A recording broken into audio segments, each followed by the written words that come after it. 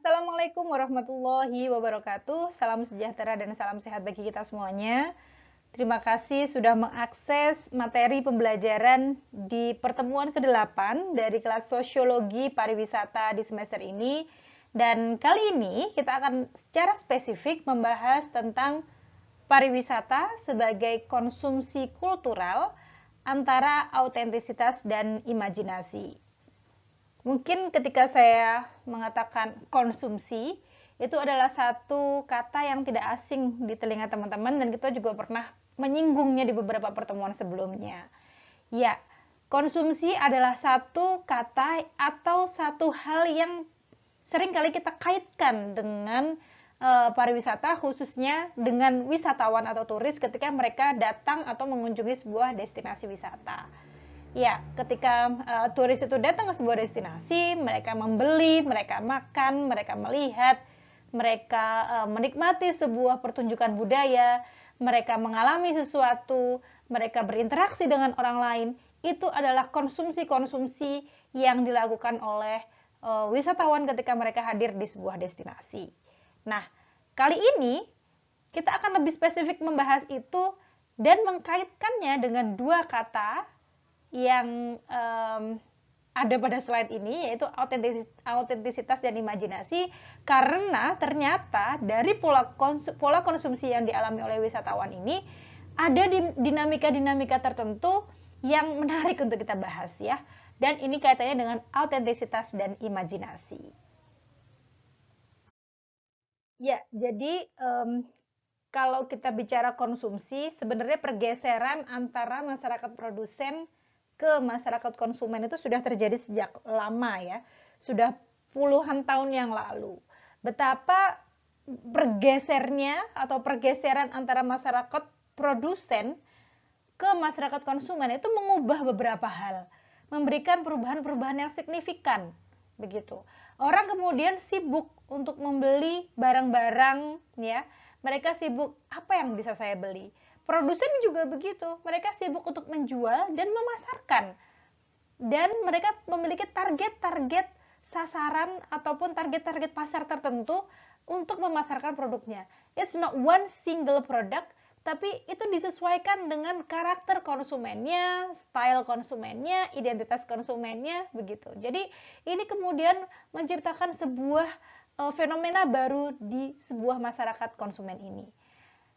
Yang menarik lagi dari perubahan yang ada pada consumer society ini adalah ternyata apa yang dikonsumsi seseorang itu juga akan membawa seseorang pada sebuah identitas tertentu. Ada istilah yang kemudian muncul, yakni you are what you eat atau you are what you wear. Bahwa apa yang kita makan atau apa yang kita pakai itu akan menentukan identitas kita, begitu. Mungkin awal-awal muncul KFC ataupun McD atau produk-produk global lainnya, itu akhirnya orang akan semakin aware bahwa ketika dia masuk ke KFC atau makan ayam di McD, itu akan berbeda identitasnya atau beda kelasnya dibanding mereka yang makan ayam di pinggir jalan biasa, begitu. Jadi ada identitas tertentu yang menentukan dari kelas mana sih kita berasal, gitu. Dan itu juga terkait dengan yang you are what you wear ya, pasti.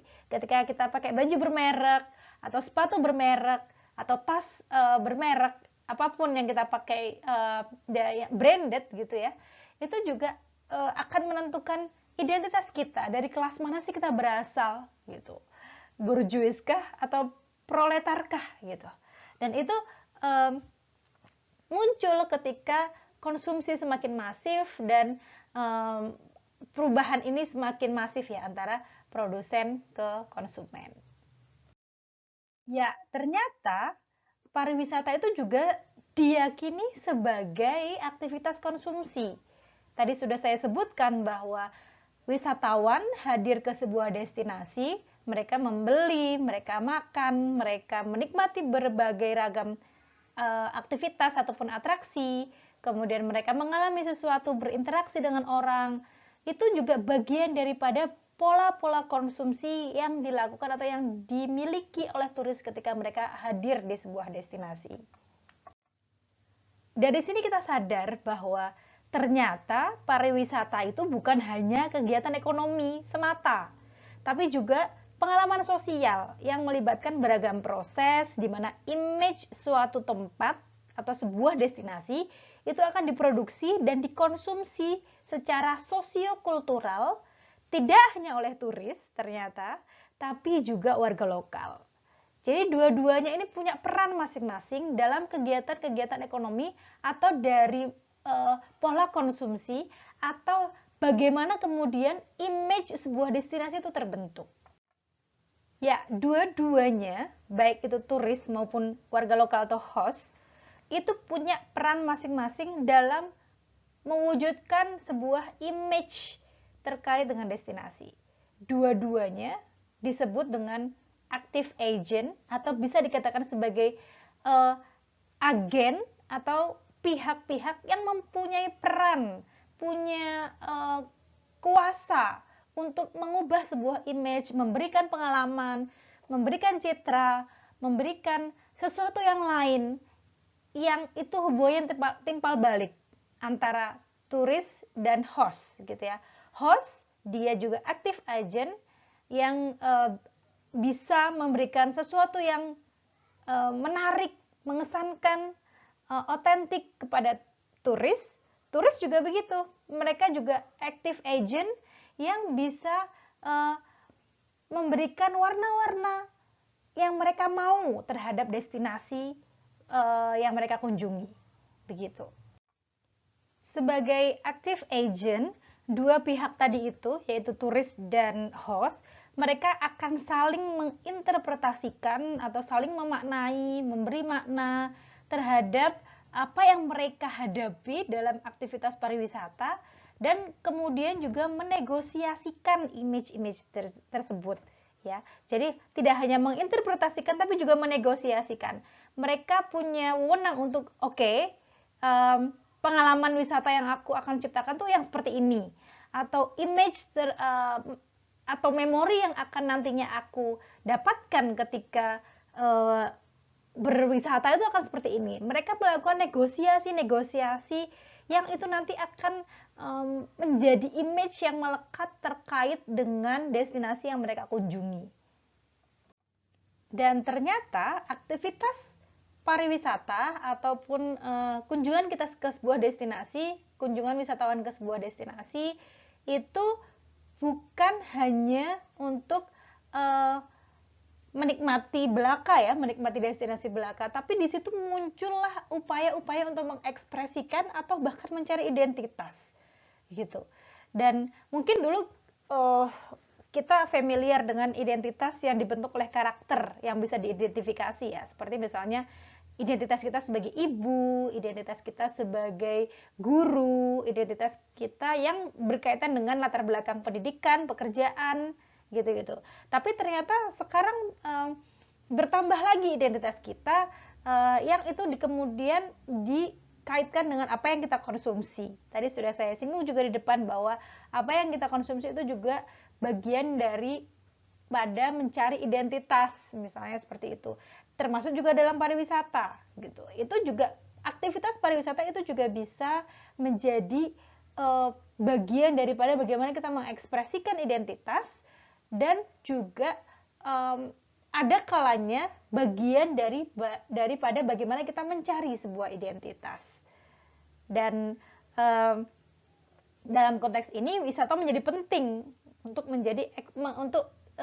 menjadi media dalam mengekspresikan rasa, gaya hidup, ya, ataupun identitas tertentu. Dalam kaitannya dengan konsumsi dan yang dialami oleh khususnya wisatawan, itu nantinya akan terkait dengan dua kata ini. Yang tadi juga saya sudah sebut, autentisitas dan imajinasi.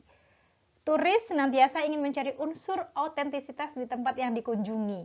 Ya, khususnya mereka yang berbeda latar belakang budaya ya, misalnya European tourist yang mereka berkunjung ke Indonesia, mereka pasti ingin memiliki atau mengalami hal-hal yang otentik yang katakanlah Indonesia banget, atau yang tidak pernah mereka jumpai di negaranya, atau yang mereka tidak pernah lihat dimanapun itu. Jadi apa sih yang otentik dari Indonesia? Apa sih yang otentik, yang asli di tempat tujuan atau tempat wisata itu? Pasti ingin memiliki sesuatu yang tidak ada di tempat lain yang otentik. Dan ketika ingin memiliki sesuatu yang otentik, seorang turis relatif memiliki atau cenderung memiliki imajinasi-imajinasi tertentu terkait dengan destinasinya. Ya, jadi muncul bayangan-bayangan tertentu terkait dengan destinasi. Oh, nanti berarti kalau aku datang ke Indonesia, ya yang aku akan lihat ini. Yang aku akan alami ini. Atau aku akan lebih senang, lebih bahagia ketika datang ke Indonesia dan lain sebagainya.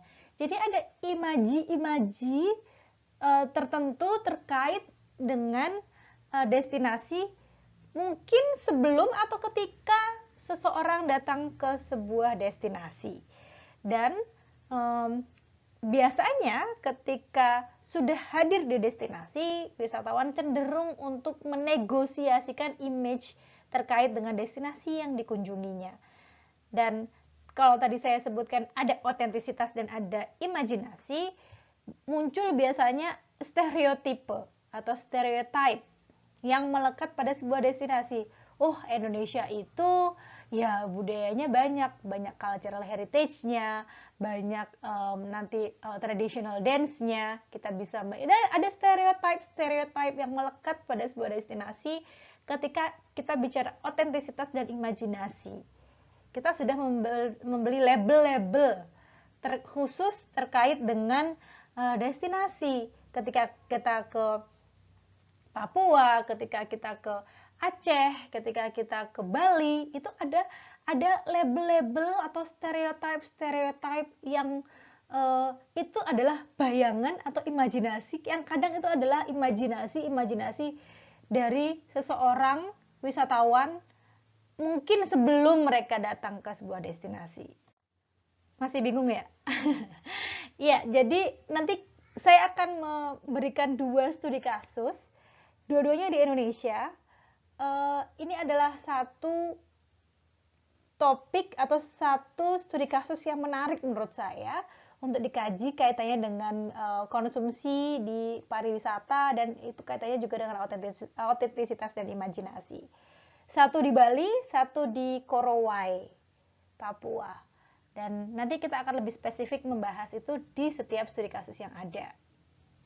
Oke, kita mulai dengan studi kasus di Bali.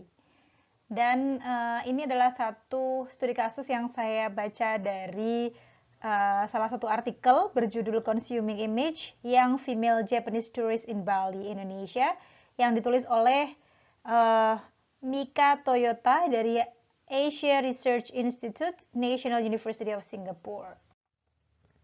Pertanyaannya kemudian, kenapa sih harus young female Japanese tourist? Kenapa sih harus wisatawan Jepang perempuan yang muda gitu? Ini menarik ya. Jadi sekitar tahun 70-an itu ada semacam gerakan gender empowerment lah di Jepang gitu. Dan jumlah atau kuantitas dari pekerja perempuan di Jepang itu semakin meningkat. Mungkin dulu lebih didominasi oleh laki-laki ya, di industri atau di tempat kerja itu didominasi oleh laki-laki. Tapi sejak tahun 70-an itu meningkat jumlah perempuan yang bekerja di tempat di umum ya, di lapangan pekerjaan umum di Jepang. Nah, apa kemudian yang terjadi? Apa kemudian dampaknya? Dampaknya kemudian adalah ya pasti mereka memiliki penghasilan sendiri, penghasilannya semakin meningkat, mereka punya otoritas, mereka punya wewenang untuk menggunakan uangnya untuk melakukan konsumsi salah satunya, dan juga melakukan apapun yang mereka inginkan termasuk melakukan perjalanan wisata. Ketika female working group ini semakin sejahtera, bisa bekerja, kemudian memiliki penghasilan yang meningkat, dan kemudian yang tadi saya sebut mereka sudah mulai menginjak ke consumer culture, mereka juga meninggalkan pedesaan, mengalami perubahan pola pikir, memiliki perspektif tertentu dalam hidup, dan biasanya itu dipengaruhi oleh Western ideology. Mereka ingin menunjukkan kebebasan, achievement gitu ya. Dan itu kadang juga dipengaruhi oleh Western feminism, feminisme Barat, ya. Dan kemudian yang terjadi adalah mereka melihat abroad, luar negeri, itu sebagai sebuah personal fulfillment. Jadi ada pemenuhan diri yang itu bisa dilakukan ketika melakukan perjalanan ke luar negeri, begitu.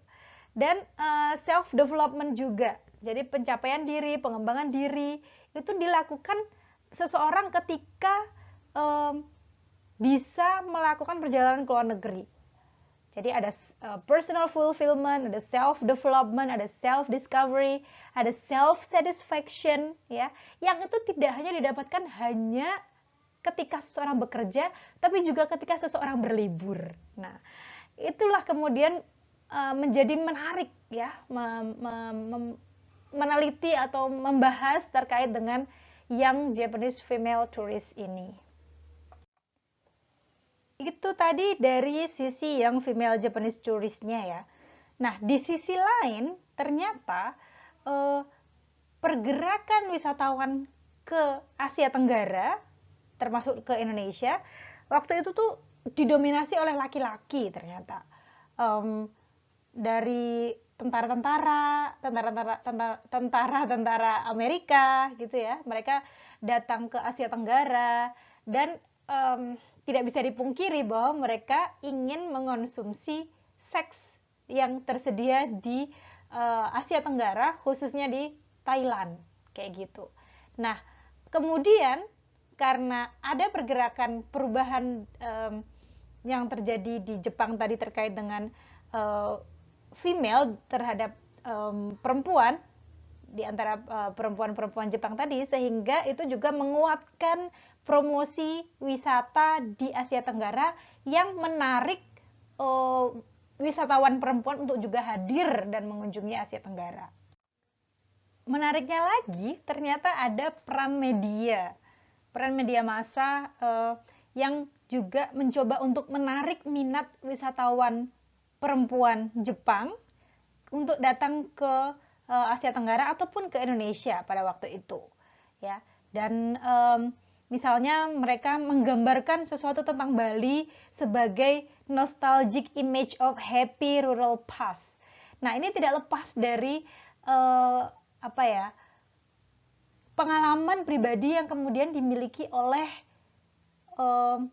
warga perempuan Jepang ini, yang kemudian karena mereka sudah bekerja, kemudian ikatan-ikatan keluargaannya kemudian mulai kendor gitu ya, mulai luntur. Nah, ketika ada image yang dibangun oleh media terkait dengan Bali yang menggambarkan tentang nostalgic image of happy rural past, tentang sebuah desa yang indah, yang itu juga masih kental ikatan kekeluargaannya dan lain sebagainya, itu kemudian ditangkap positif oleh orang-orang Jepang ini gitu, yang merasa sudah homelessness.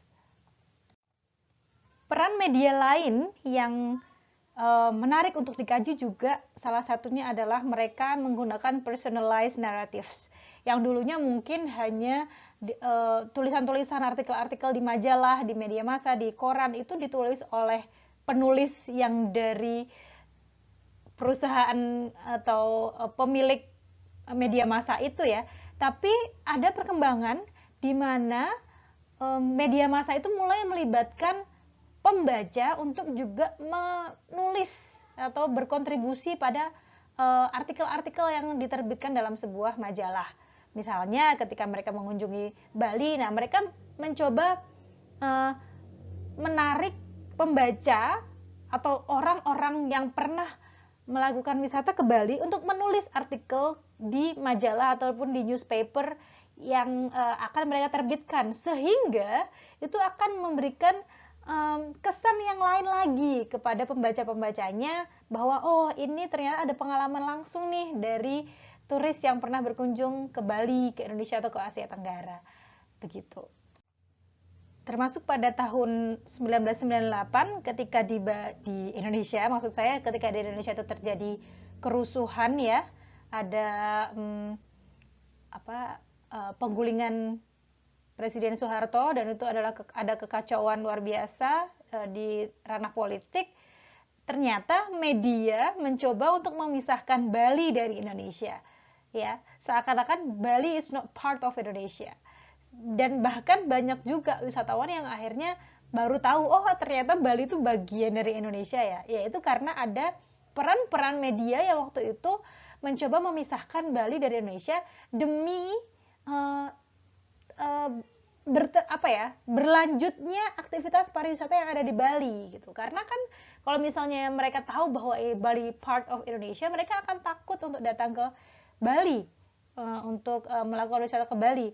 Nah, sehingga media waktu itu mencoba memisahkan antara Bali dan Indonesia, sehingga aktivitas pariwisata yang ada di Bali tidak terpengaruh dengan adanya kerusuhan-kerusuhan yang terjadi tahun 98 itu. Selain nostalgic image of happy rural past, yang dibangun oleh media terkait dengan image Bali itu juga sebagai destinasi untuk quality turis gitu ya. Jadi ketika Ngurah Rai itu dibuka untuk penerbangan internasional, ditambah dengan adanya kampanye wisata Beyond Bali, kemudian bergeserlah yang dulunya Bali itu lekat dengan tipe turis yang explorer atau surfer atau backpacker, kemudian bergeser ke tipe turis yang quality turis. Dengan kemudian dibangunnya ada pembangunan resort, kemudian image Bali sebagai aesthetic place, rich cultural heritage, di mana turis bisa belajar musik, traditional dance gitu ya. Itu juga bagian daripada bagaimana kemudian image Bali dibangun oleh media. Nah, kembali lagi kita ke young Japanese female tourist tadi ya. Jadi ketika mereka ingin melakukan wisata ke suatu destinasi, dan dalam konteks ini ke Bali, ya mereka ingin mengejar otentisitas gitu. Mereka ingin merasakan sesuatu yang otentik dari tempat yang mereka kunjungi. Jadi mereka ingin merasakan real life of others.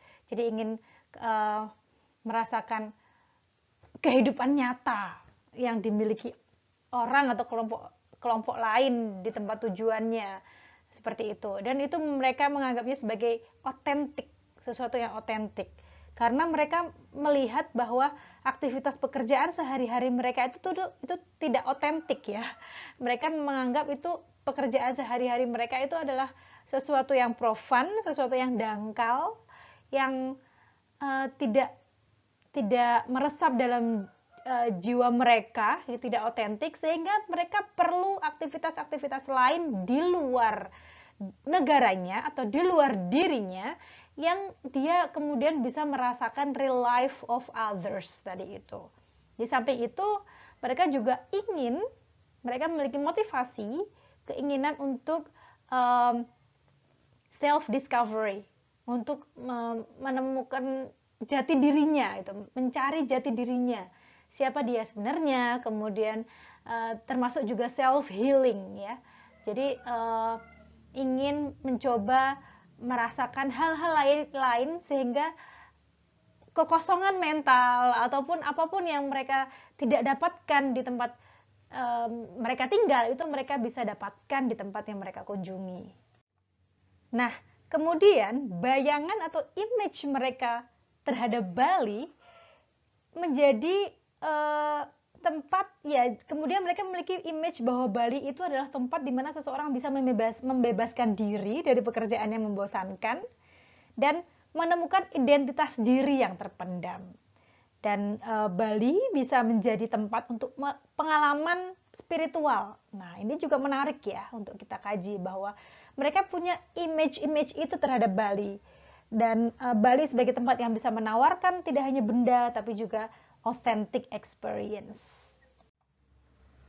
Nah, selain itu juga Bali di mata Japanese tourist itu dianggap sebagai familiar otherness, di mana mereka bisa berbagi empati atas kesamaan identitas Asia dan sekaligus mereka bisa mengagumi otherness yang eksotis atau exotic others, dan juga nostalgia atas masa lampau yang ideal. Karena waktu itu memang masih ini ya, di Bali juga masih sangat banyak pedesaan-pedesaan, belum muncul banyak modernitas, belum banyak pub dan sebagainya, sehingga mereka masih melihat Bali sebagai sesuatu yang eksotis, yang banyak apa ya, praktik-praktik apa ya, pedesaan gitu, atau gambaran dari masa lampau yang ideal gitu. Di desa, asri, ikatan keluarganya masih kental gitu ya, dan banyak aktivitas-aktivitas pedesaan yang dilakukan di Bali waktu itu. Nah, ternyata juga kunjungan Japanese female tourist ini ke Indonesia atau ke Bali memberikan kesan yang mendalam juga bagi mereka. Misalnya, mereka itu disambut hangat oleh host dan dipandang sebagai orang lain yang akrab gitu, familiar others gitu. Dan karena ya sama-sama orang Asia, dan juga meskipun ada kendala bahasa, itu ternyata tidak menjadi masalah di antara dua pihak ini, baik itu host maupun guest-nya ya. Ada kendala bahasa, misalnya orang Jepang tidak bisa bicara bahasa Indonesia atau orang Indonesia tidak bisa bicara bahasa Jepang, ternyata itu tidak menjadi masalah yang sangat signifikan gitu. Ya, mereka sama-sama memahami bahwa mereka bukan native speakers, bukan sama-sama orang, misalnya mereka menjadikan bahasa Inggris sebagai bahasa tengahnya gitu ya, sebagai media language-nya. Mereka tidak mempermasalahkan misalnya ada kesalahpahaman ketika berkomunikasi, mereka tidak menjadikan itu sebagai sebuah masalah gitu, karena dua-duanya bukan native speaker. Dan ternyata juga mereka menangkap bahwa host, orang Bali, orang Indonesia juga ingin belajar bahasa Jepang.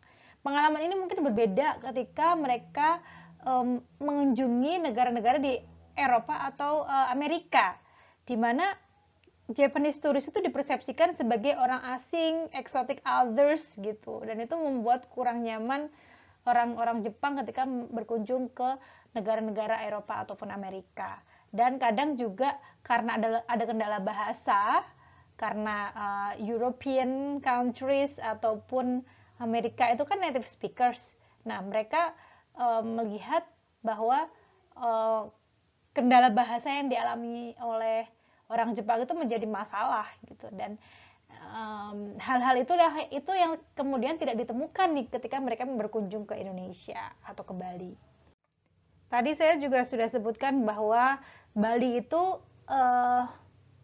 menjadi tempat yang ideal bagi young female Japanese tourist ini karena dia atau Bali menawarkan sesuatu untuk self discovery gitu tadi ya, healing, kemudian mencari identitas, menemukan identitas, self fulfillment, kemudian pengalaman spiritual, dan self image yang akan mereka dapatkan. Dan ternyata yang menarik dari artikel yang ditulis oleh Mika Toyota ini adalah young female Japanese tourist in Bali ini juga punya engagement khusus dengan pria-pria yang ada di Bali. Yang perlu digarisbawahi adalah ternyata authentic experience atau pengalaman yang otentik, yang kaitannya dengan otentisitas tadi, itu justru ditawarkan oleh pria-pria di Bali yang bekerja sebagai small scale entrepreneurs, misalnya kayak guide, bahkan ya taxi drivers, local businessmen, seniman gitu. Itu mereka menawarkan romansa, mereka menawarkan romantic encounters, menawarkan hubungan-hubungan yang romantis yang kemudian bisa menciptakan memori otentik yang diciptakan oleh Japanese female tourist tadi itu dalam kunjungannya ke Bali gitu ya. Biasanya pria-pria tadi itu menawarkan romansa, kedekatan, intimasi gitu ya kepada female Japanese tourist ini, dan mereka menganggap ini bukan sebagai bentuk prostitusi, tapi sebagai extended service atau pelayanan tambahan atas apa yang dibeli atau dimiliki oleh Japanese tourist. Misalnya mereka memakai jasa guide. Nah, guide ini menawarkan sesuatu yang lebih gitu ya, pelayanan yang tambahan. Mereka menganggapnya ini sebagai sebuah pelayanan tambahan kepada kliennya gitu. Jadi ini dianggap bukan sebagai prostitusi, tapi sebagai extended service. Ya diakui atau tidak, ini yang kemudian menjadi pengalaman atau hal-hal yang dikonsumsi yang menurut Japanese female tourist ini otentik dan memorable ternyata ketika berkunjung ke Bali. Dan seringkali guide yang disewa atau yang di-hire oleh female Japanese tourist ini adalah yang informal guide, informal personal guide gitu ya. Jadi bukan guide yang mereka memiliki asosiasi dengan tour operator atau travel agent, tapi yang lebih informal gitu ya, guide-guide yang mereka freelancer gitu, yang lebih personal, dan mereka lebih suka ini ternyata, turis-turis ini lebih suka tipe-tipe guide yang seperti ini, karena mereka bisa menawarkan personalized tour dan authentic experience. Ya, jadi mereka mengatakan bahwa ternyata personal guide atau informal guide ini lebih fleksibel ya. Mereka bisa mengatur keinginan yang dimiliki oleh turis, tidak terpancang waktu. Kadang kan kalau misalnya guide yang dari tour operator, mereka punya batas waktu ya, misalnya jam kerja khusus, kemudian harus sesuai dengan itinerary, ada prosedur, ada rules. Nah, kalau yang personal atau informal guide ini lebih fleksibel. Jadi tidak terpancang pada where and when, tidak terpancang pada itinerary, tapi disesuaikan dengan taste, cita rasa dan stylenya turis gitu. Jadi mereka bisa menemani kemana saja, kapan saja, sampai malam, sampai pagi gitu, kira-kira ke tempat-tempat yang lebih personal. Kadang tidak hanya ke destinasi wisata, tapi juga ke upacara-upacara adat, ke pemakaman. Kalau di Bali seru ya melihat upacara-upacara adat, kemudian bertemu teman, bertemu saudara. Nah, itu yang kemudian lebih disukai oleh turis-turis ini dan ternyata bisa menciptakan authentic experience, sesuatu yang otentik dari Bali. Dan ternyata dari sekian female Japanese tourist yang berkunjung ke Bali, banyak juga ternyata yang Bali freak, atau yang mereka kalau liburan ya ke Bali lagi, repeater gitu ya, mengulang-ulang perjalanannya ke Bali.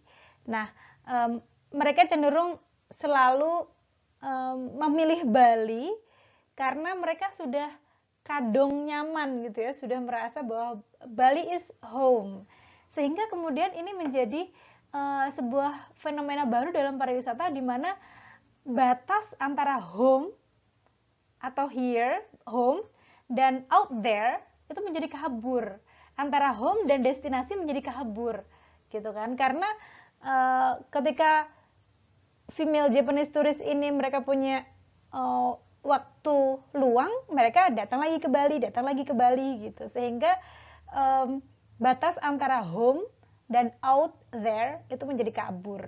Tidak ada lagi batas antara rumah dan tempat wisata gitu ya, kira-kira seperti itu.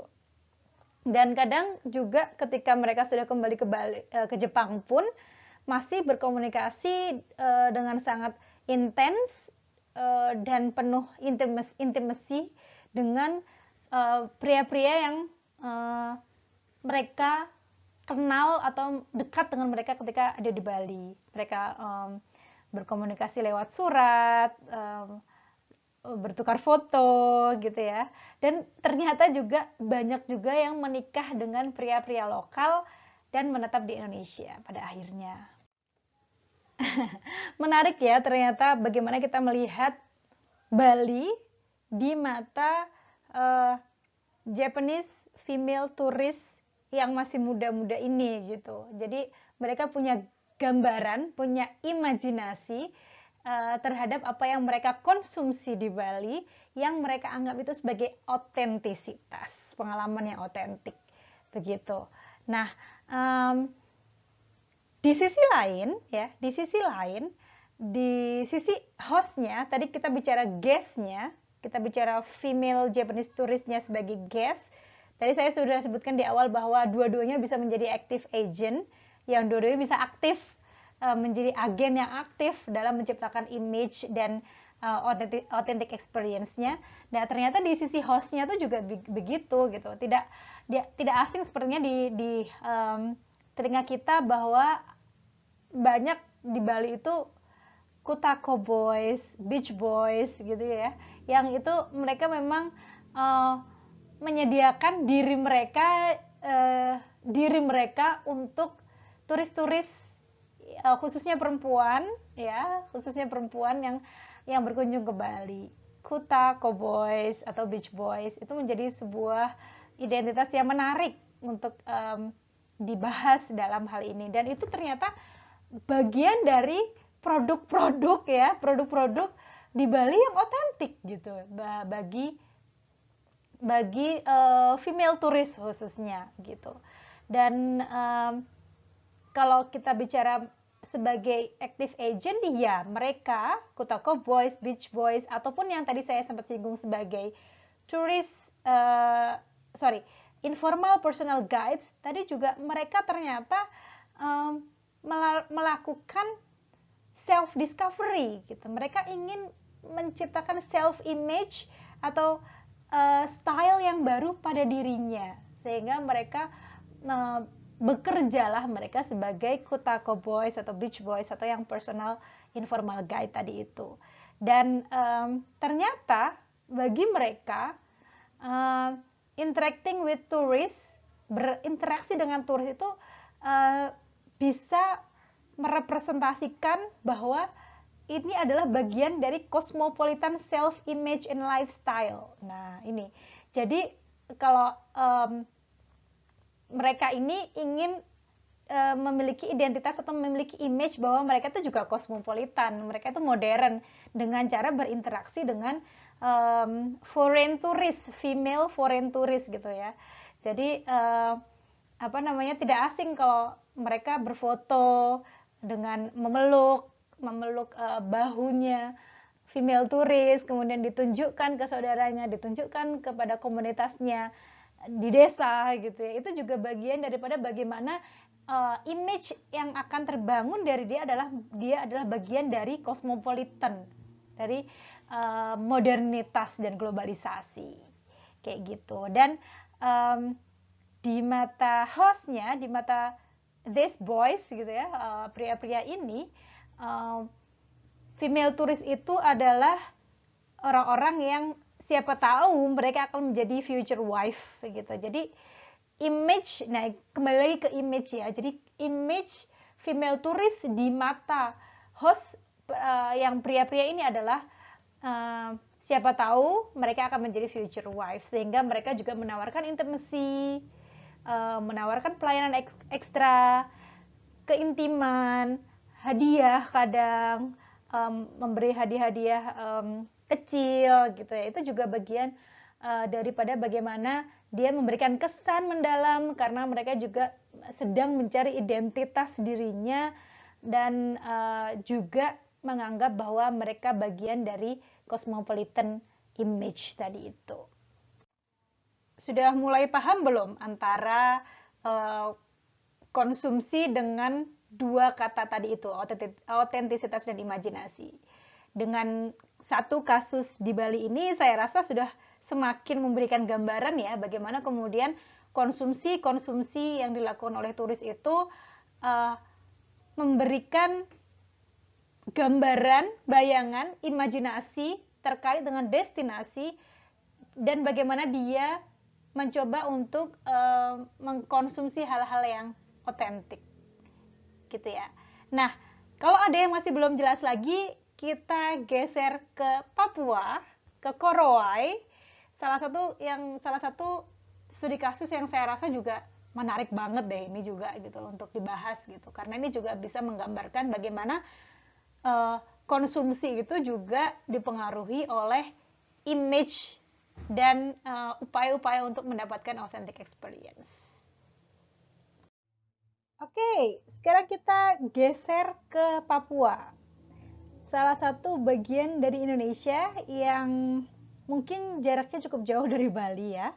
Dan ini adalah satu gambaran juga yang menarik terkait dengan bagaimana konsumsi turis terhadap destinasi itu juga berkaitan dengan yang namanya autentisitas dan juga experience. Imajinasi. Ya, ini adalah satu artikel yang saya baca dari Rupert Stash yang berjudul Toward Symmetric Treatment of Imaginaries, Nudity, and Payment in Tourism to Papua's Tree House People. Ya, jadi Korowai ini adalah salah satu destinasi yang mungkin waktu itu juga popular among American or European tourists ya waktu itu gitu. Dan khususnya yang European gitu, mereka ingin berkunjung ke Korowai ini melihat kultur dari masyarakat setempat ataupun eksistensi dari masyarakat-masyarakat lokal yang waktu itu masih tinggal di rumah-rumah pohon. Turis-turis ini biasanya datang dari tour operator, mereka dibawa oleh guide atau tour leader untuk berkunjung ke Korowai ini dan ya kemudian bahasanya juga akhirnya kompleks ya karena mereka sendiri bersama dengan wisatawan lain mereka berbicara bahasa mereka, bahasa Eropa, bahasa Inggris begitu dan nanti ada guide-nya yang bisa menginterpretasikan ke bahasa Indonesia atau ke bahasa Inggris. Kemudian dari pihak Korowai sendiri mereka memiliki satu orang yang bisa menjadi representasi dalam memberikan informasi ataupun penjelasan terkait dengan kehidupan-kehidupan di masyarakat Korowai ini ya. Kemudian jadi kita bisa melihat ada language complexity di sini bahwa orang-orang Korowai ngomong Korowai gitu ya, orang-orang treehouse people-nya ini atau orang-orang Korowai-nya ini berbicara bahasa Korowai, kemudian representasi dari Korowai itu bisa bicara bahasa Korowai dan bisa bahasa Indonesia, kemudian ada tour guide yang bisa bahasa Indonesia dan bahasa Inggris, kemudian ditransfer informasinya ke bahasa Inggris among turis yang mereka bicara bahasa Inggris atau bicara bahasa lokal dari negara mereka masing-masing. Jadi menarik kalau misalnya kita rekam sebuah aktivitas di mana ada Korowai people, ada turis dan juga ada middleman ini. Begitu. Nah, kita mulai dari turisnya dulu kali ya untuk lebih seru, lebih menarik kalau misalnya kita membahasnya dari sisi turisnya dulu. Jadi turis-turis yang berdatangan atau yang berkunjung ke Korowai ini biasanya adalah mereka educated professionals.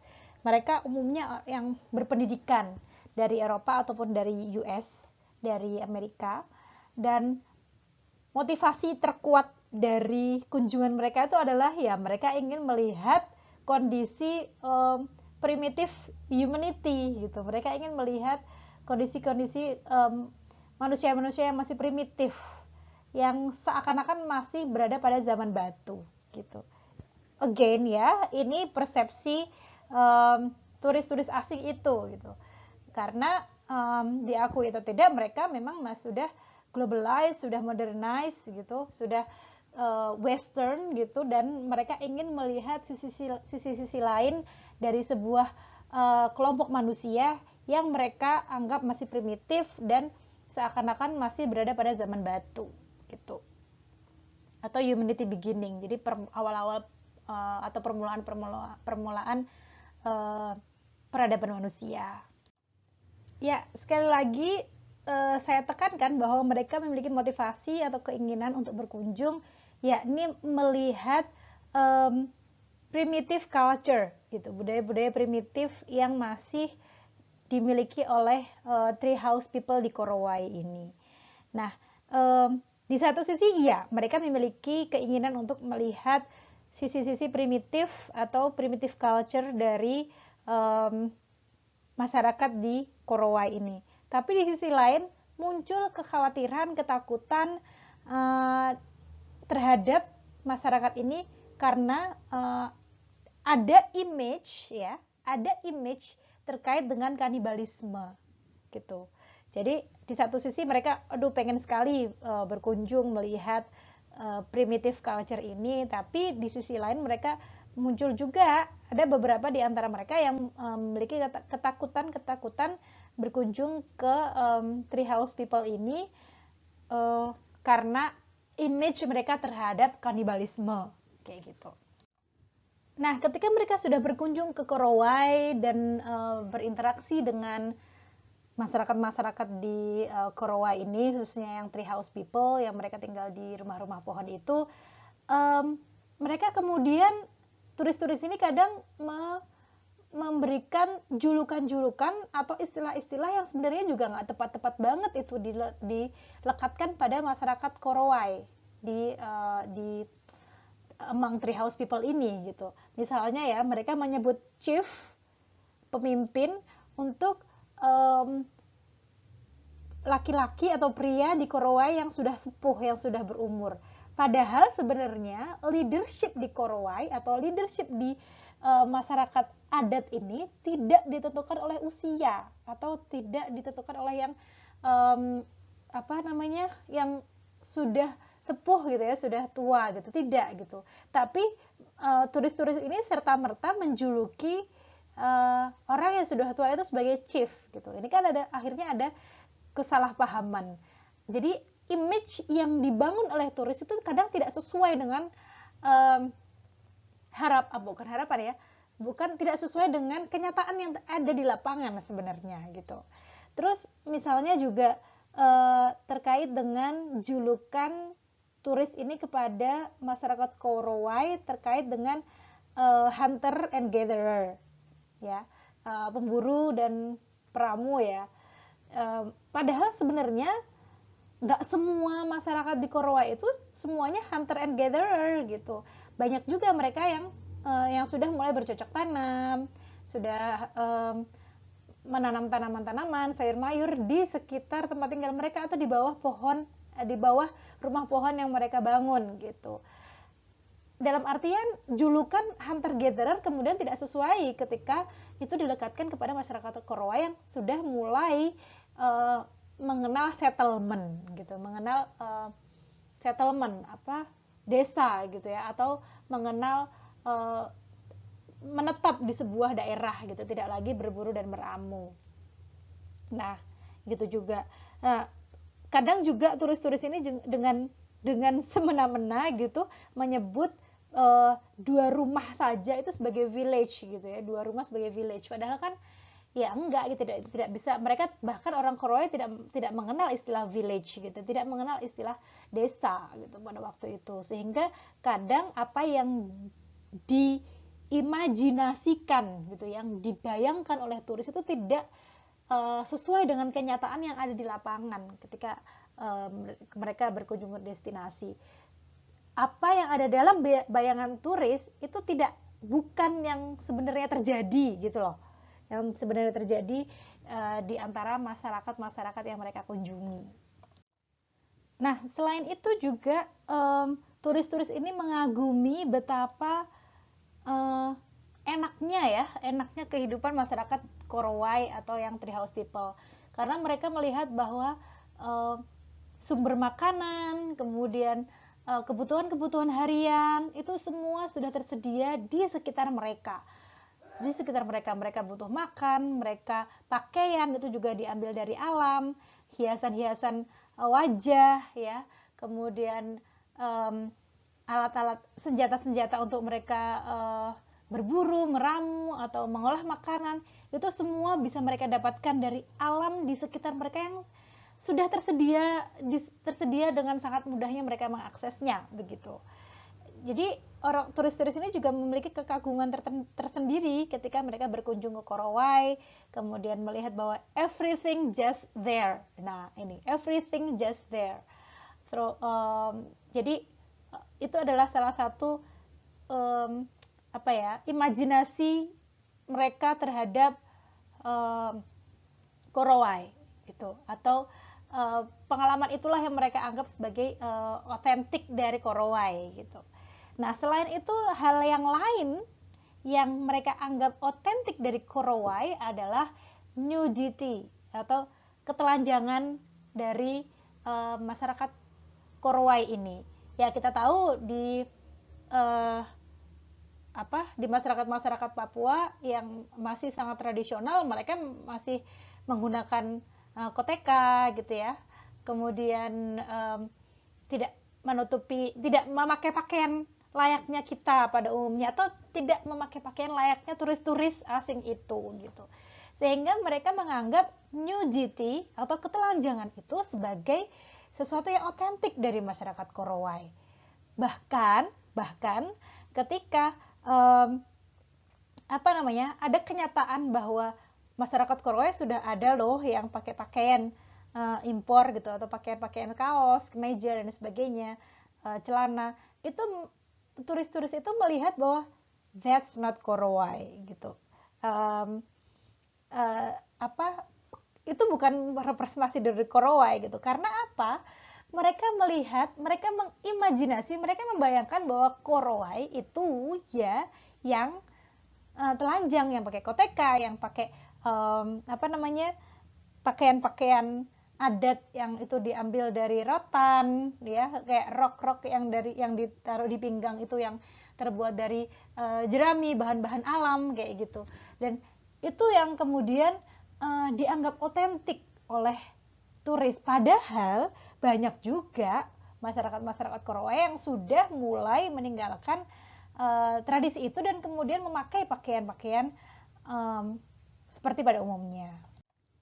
Gambaran-gambaran terkait dengan primitive humanity, ketersediaan bahan makanan yang disebut dengan just there tadi itu, dan juga nudity of Korowai, itu kemudian menjadi representasi atau gambaran dari bagaimana kemudian turis memiliki imajinasi dan ingin mengonsumsi hal-hal yang otentik dari apa yang mereka kunjungi di sebuah destinasi, dan dalam konteks ini adalah Korowai.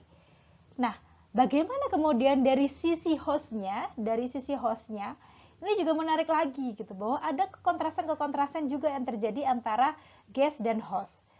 Dari host misalnya ya, terkait dengan imajinasi dan stereotype.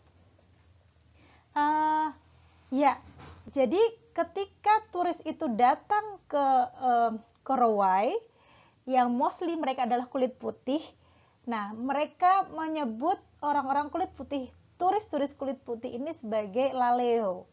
Laleo itu disebut semacam demonic monster atau hantu yang dia hidup setelah seseorang meninggal gitu. Setelah seseorang meninggal kemudian hidup untuk bersatu lagi kepada orang yang masih hidup, dan ketika dia sudah bersatu lagi dengan orang hidup ini akan mati juga gitu loh. Jadi ketika si Laleo ini akan hinggap atau bersatu, merasuki apa ya, manusia yang masih hidup, nah manusia hidup ini akan ikut mati juga gitu. Nah ini disebut dengan Laleo. Mereka percaya akan Laleo ini dalam kehidupan sehari-harinya. Nah ketika turis-turis asing yang baru yang berkunjung ke Korowai ini, dan mereka mostly adalah kulit putih, mereka menganggap mereka adalah Laleo ini, begitu. Kemudian juga terkait dengan tourist wealth. Tadi saya sebutkan bahwa turis mengagumi Korowai people atas ketersediaan bahan makanan, bahan kehidupan sehari-hari, semua sudah just there tadi itu, semua sudah tersedia, disediakan oleh alam, mereka tinggal mengambil di sekitar mereka saja. Nah, sedangkan host, orang-orang Korowai ini juga mengagumi turis karena ada ketersediaan makanan yang mereka nikmati tanpa usaha gitu, karena mereka melihat bahwa makanan yang mereka konsumsi sehari-hari itu sudah disediakan oleh tour guide, tour operator, mereka tinggal menikmatinya, mereka tinggal makan tanpa ada usaha untuk meramu, berburu gitu ya, nggak ada usaha sama sekali untuk mendapatkan makanan, dan itu mereka sudah bisa menikmati makanan itu, dan mereka mempunyai barang-barang, mereka punya baju, mereka punya barang-barang yang di luar yang tidak dimiliki oleh orang-orang Korowai, dan mereka mengagumi itu. Jadi ada kontras di situ ya. Kemudian ternyata stereotype atau image yang terbentuk dari turis di antara masyarakat Korowai itu juga terkait dengan nudity, tentang ketelanjangan, bahwa ya turis-turis itu nyari kita yang telanjang gitu loh. Jadi mereka sudah paham, orang-orang Korowai itu sudah paham bahwa yang dicari turis ketika datang ke Korowai adalah orang-orang yang nude, yang telanjang, yang pakai koteka, yang pakai baju-baju tradisional, yang pakai ratan waistband gitu ya. Jadi semacam ikat pinggang, atau yang semacam rok yang terbuat dari bahan-bahan alam gitu. Itu yang kemudian mereka sudah paham, itulah yang kemudian dicari oleh turis-turis ini gitu. Sehingga menarik ini ya, ketika mereka tahu bahwa ada turis, ingin datang ke Korowai, mereka melepas pakaiannya. Karena mereka tahu bahwa turis mencari orang-orang yang telanjang gitu, orang-orang yang pakai pakaian tradisional Korowai gitu ya. Kalau saya nggak boleh bilang telanjang gitu, karena ya mereka memakai koteka, mereka memakai pakaian-pakaian tradisional, ornamen-ornamen di wajah yang tradisional dan sebagainya. Itu yang dicari turis, dan itu sudah sangat dipahami oleh orang Korowai, sehingga ketika mereka tahu bahwa ada turis yang akan berkunjung, mereka akan melepas pakaian-pakaian kaos, kemeja dan sebagainya, dan mengganti dengan pakaian-pakaian tradisional Korowai. Jadi adalah sebuah gambaran yang menarik buat saya, bahwa bagaimana kemudian imajinasi yang dibentuk itu juga ditangkap oleh warga lokal sebagai sesuatu yang mencerminkan identitas etniknya gitu loh. Oh, Korowai itu ya yang kayak gini, makanya ketika ada turis, ayo kita hadirkan yang Korowai yang seperti ini gitu, misalnya seperti itu. Jadi imajinasi, stereotip yang terbentuk dari aktivitas wisata di antara turis itu kemudian ditangkap oleh warga lokal sebagai satu identitas etnik. Makanya tadi saya sebutkan bahwa ketika ada warga Korowai yang tidak memakai pakaian adat atau mereka memakai pakaian biasa gitu, turis-turis ini menyebutkan these are not Korowai gitu. Mereka menyebutnya bahwa ini tidak otentik gitu, dan mereka ingin menemukan warga-warga Korowai yang masih memakai pakaian tradisional dan itu otentik bagi mereka. Ya, dari sini kita tahu bahwa ternyata ada beberapa hal yang kontras gitu ya antara host dan guest dalam kasus tourism in Korowai ini. Misalnya tadi perspektif just there. Perspektif just there. Tadi kita sebutkan, kita bahas bahwa just there-nya guest itu melihat Korowai itu sudah memiliki berbagai sumber daya alam yang luar biasa yang tinggal diambil di sekitarnya. Tapi di antara host, di antara orang Korowai, just there-nya itu betapa turis itu memiliki makanan atau apapun yang sudah tersedia gitu, barang-barang apapun yang mereka miliki sudah tersedia, makanan tinggal makan gitu, tanpa ada usaha. Mereka sudah penuh dengan komoditas-komoditas atau barang-barang yang tidak dimiliki oleh orang-orang Korowai, yang itu kemudian menjadi hal yang dikagumi oleh orang-orang Korowai. Kemudian kontras yang lain adalah humanity beginning versus humanity's end, ya. Jadi kayak tadi bagi guest, bagi turis itu Korowai itu sebagai representasi dari humanity beginning, awal-awal peradaban manusia yang masih tidak pakai baju, tinggal di rumah pohon, kemudian berburu meramu. Itu adalah perspektif stereotip dari guest. Tapi itu kita kontraskan gitu, bahwa stereotip yang muncul di host, di orang Korowai itu justru human's end, karena mereka mengasosiasikan turis sebagai laleo tadi itu, yang muncul laleo atau demonic monster yang muncul setelah manusia meninggal, atau human's end, ya kan, setelah manusia meninggal mereka akan berubah menjadi laleo. Nah, jadi ini dua hal yang juga kontras. Di satu sisi turis menganggap Korowai people sebagai humanity beginning, tapi Korowai people menganggap turis sebagai human's end karena diasosiasikan sebagai laleo. Nah, kontras yang lain juga ya, tadi image of dangerousness ini juga menarik gitu. Di satu sisi tadi turis takut, ada ketakutan turis terhadap Korowai karena ada image tentang kanibalisme. Mereka takut mereka dimakan oleh orang-orang Korowai, sehingga ada image of dangerousness ini tadi. Di satu sisi orang Korowai juga takut, menganggap bahwa gas ini juga sesuatu yang dangerous gitu ya, yang bahaya gitu, karena lagi-lagi diasosiasikan sebagai laleo. Mereka takut gitu bahwa laleo ini akan bersatu dengan mereka dan mereka akan meninggal gitu. Jadi sama-sama ada isu kanibalisme dua-duanya gitu ya, di antara guest dan juga di antara hostnya gitu. Jadi mereka sama-sama memiliki image of dangerousness gitu. Kemudian yang selanjutnya, kontras yang selanjutnya adalah superiority dan dominasi gitu. Jadi dalam artikel ini juga saya baca bahwa masih ada superioritas atau dominasi dari turis, yang mereka ingin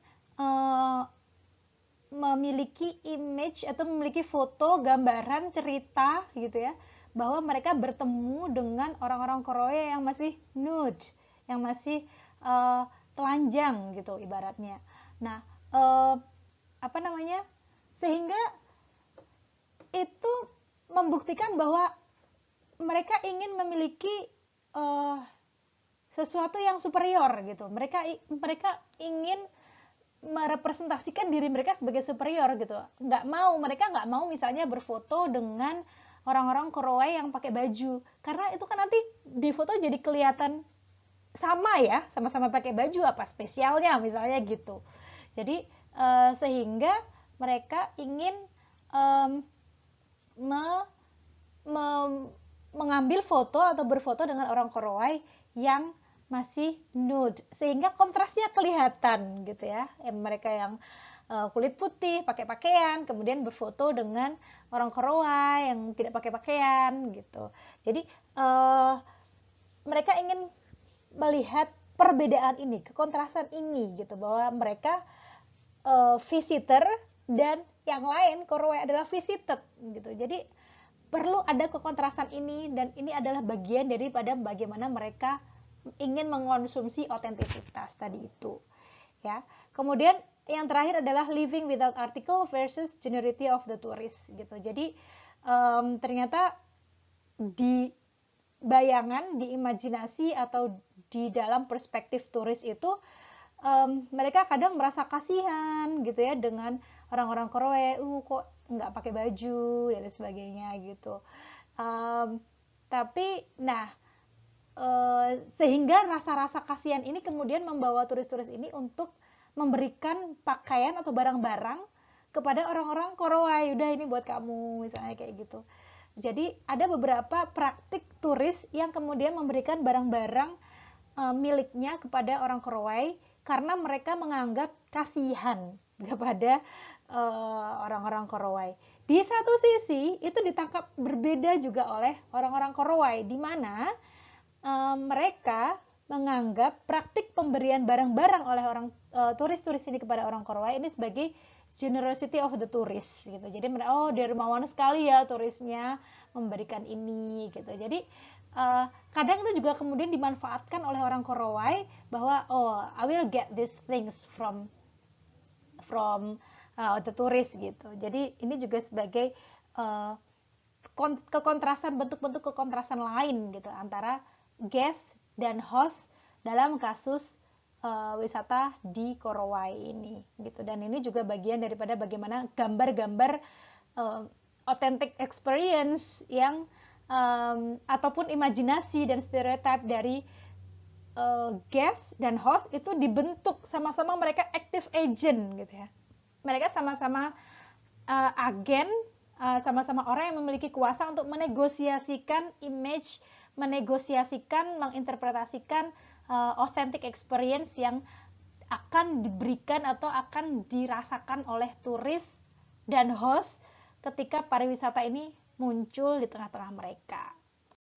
Ya, itu tadi adalah materi dari pertemuan 8 dari kelas sosiologi pariwisata terkait dengan pariwisata sebagai konsumsi kultural antara autentisitas dan imajinasi. Gimana? Sudah mulai paham? Atau justru bingung? Saya rasa tadi 2 kasus antara Bali dan Korea tadi semakin menambah pemahaman terkait konsumsi autentisitas dan imajinasi ya. Jadi semoga bisa memberi pemahaman yang lebih dalam lagi terkait dengan bagaimana sih kemudian pariwisata itu dinilai sebagai aktivitas konsumsi yang kaitannya dengan autentisitas dan imajinasi. Kalau misalnya belum paham, bisa diulang lagi mendengarkan materi ini, dan kalau belum paham lagi boleh bertanya di discussion room yang ada di Elok ya. Saya buka forum diskusi di situ, dan kalau bisa, kalau misalnya mau tanya di situ aja, jangan ke WhatsApp gitu, karena nanti biar bisa dibaca oleh teman-teman yang lain sehingga bisa menambah pemahaman teman lain terkait dengan materi ini. Oke, terima kasih atas atensinya, dan juga thank you for listening to this voice over on this PowerPoint presentation. Semoga bermanfaat. Selamat mengerjakan tugas selanjutnya. Assalamualaikum warahmatullahi wabarakatuh.